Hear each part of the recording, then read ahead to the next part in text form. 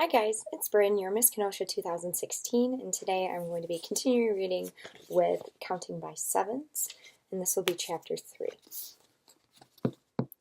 As a family, we threw ourselves into growing things. I have photos from the early trips to buy seeds and pick out young plants.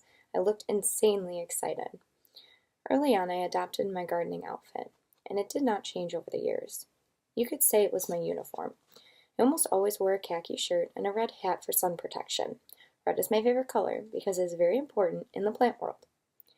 I had tan pants with built-in knee pads and lace-up work leather boots. This outfit was designed for practical reasons. My unruly long curly hair was pulled back and secured by some kind of clip. I had a magnifying glass, like the elderly wear, for close-up inspection. In my garden, in this uniform, I determined, through chemical analysis at the age of 7, that the brown flecks that appeared on the backyard furniture were bee poop. I was astonished that more people had not figured this out. In an ideal world, I would have spent 24 hours a day conducting investigations. But rest is critically important for the development of young people. I calculated my exact biorhythms, and I needed 7 hours and 47 minutes of rest every night. Not just because I was obsessed with the number 7, which was the case, but because that's how my circadian rhythm was set. It's chemical, isn't everything. I was told that I lived too much inside my head. Maybe because of this, I haven't done that well at school, and I've never had many friends, but my garden gave me a window into other aspects of companionship. When I was 8 years old, a flock of wild green rump parrots moved into the fishtail palm tree by the back wooden fence. A pair built a nest, and I was able to witness the arrival of parrot babies. Each one of the little birds had their own distinctive chirp. I'm pretty sure only the mom green rump parrot and I knew this. When the littlest parrot was pushed from the nest, I rescued the tiny creature, named him Fallen. With careful hand feeding that in the beginning went around clock, I was able to parrot. When Fallen was finally strong enough to fly, I reintroduced him back into his flock. That was incredibly rewarding, but it was also heartbreaking. It had been my experience that rewarding and heartbreaking often go hand in hand. In grade school, at Rose Elementary, I had one true companion. Her name was Margaret Z. Buckle. She had made up the Z because she didn't have a middle name and had strong feelings about being seen as an individual. But Margaret, don't ever call her Peggy, moved away the summer after 5th grade. Her mother, as a petroleum engineer, and she got transferred to Canada. Despite the distance, I thought that Margaret and I would still stay very close. And in the beginning, it was like that, and I guess people are a lot more open in Canada, because in Bakersfield, it was just Margaret and me against the world. Up there, she had all kinds of friends. Now, on the rare times when we corresponded, she brought up things like a new sweater she got or a band she liked. She didn't want to talk about chirophthalate, which is the pollination of plants by bats. She moved on. Who can blame her? With Margaret in Canada, I was hoping that Sequoia Middle School would open up new avenues for friendship. It hadn't worked out that way. Very small for my age, but I had a lot of anticipation about becoming a Sequoia giant.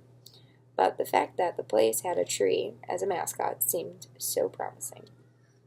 The school was on the other side of town, and it was supposed to give me a fresh start since the kids from my elementary school all went on to Emerson. I had been waiting for 12 long years for this to happen. I needed glasses. Yes, the level of correction was slight, but yes, it could have been brought on by eye strain. Apparently I focused too long on something right in front of me, like a book or a computer screen, and I don't look away into the distance and refocus enough. So I congratulated myself on this achievement because I had been hoping for some form of myopia, and now I had it. After the exam, we went to the ophthalmologist, and I picked out my glasses. I was drawn to the frames that looked like what Gandhi wore. They were round, wide-rimmed, and very old school, according to the woman who deals with that part of the process. They were perfect because I was going forward in a brave new world in peace. A week before the first day of class, I made another big decision. We were having breakfast, and I swallowed a large bite of my healthy start meal, which consists of beet greens topped with flax seeds, both homegrown. And then I said, I figured out what I'm going to wear for my first day at Sequoia. My father was at the sink, sneaking a bite of donut. I did my best to keep junk food away from these people, but they cover up a lot of their eating habits. My dad quickly swallowed a piece of his fudge puppy and asked, "And what will it be?" I was pleased. "I'll be wearing my gardening outfit." Dad must have taken too large of a bite because it seemed like the fudge donut was caught in his throat. He managed to say, "Are you sure about that?" Of course I was sure, but I stayed low-key. "Yes, but I won't put binoculars around my neck, if that's what you're concerned about." My mom, who up until this point was unloading the dishwasher, turned around, and I could see her face. She looked pained, like maybe she had just put away a whole load of dirty dishes, which is something that had happened before. Her face smoothed out, and she said, "What an interesting idea, honey. But I'm wondering, will the people make the connection? Maybe it's better to wear a bright color, something like red. You love red." I didn't get it. The first day at middle school was a chance to make a new introduction. I needed to convey to the group a sense of identity while keeping a few of the basic elements of my character under wraps. I couldn't stop myself from explaining. "I am making a statement about my commitment to the natural world." I saw them exchange looks. My dad had fudge frosting on his front teeth, and I wasn't going to point this out, especially after he had said, "Of course, you are so right." I looked down at my breakfast bowl and began counting the flax seeds, multiplying by 7. Lots of multiplication tables. It's an escape technique. The next afternoon, a teen Vogue magazine just appeared on my bed. All these publications at the time of year centered around going back to school. On the cover, a teenage girl with hair the color of a banana had the widest smile I'd ever seen. The headline reads, "Does your outfit say what you want it to?" No one took responsibility for putting it there. That's the end of Chapter 3. Stay tuned for Chapter 4.